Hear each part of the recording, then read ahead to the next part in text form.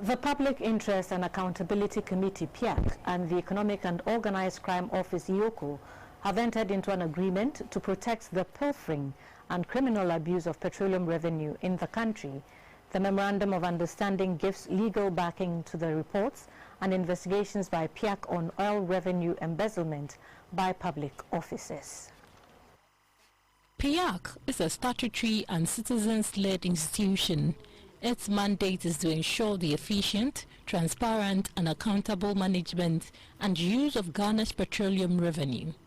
Before today's agreement, PIAC did not have any legal backing to enforce their investigations and public reports on oil revenue embezzlement by public officers and institutions in the country.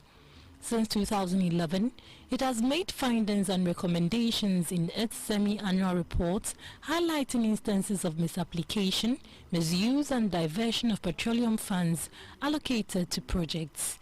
The 5-year PIAC-EOCO agreement will hold public officers who might have embezzled oil revenue accountable.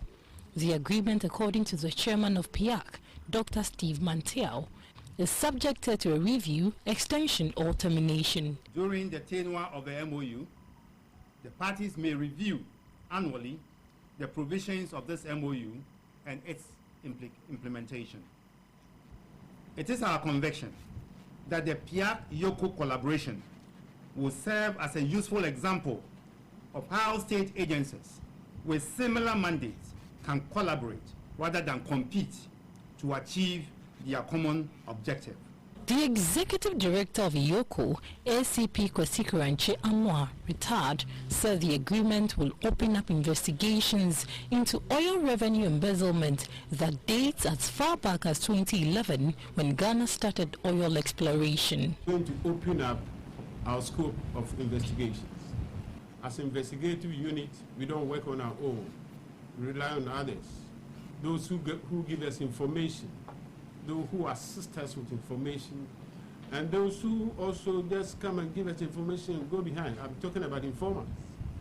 These are our collaborators. EOCO will give its final recommendations and reports on PIAC's activities to the Attorney General, who will make a decision on whether to prosecute or call for payment of funds embezzled.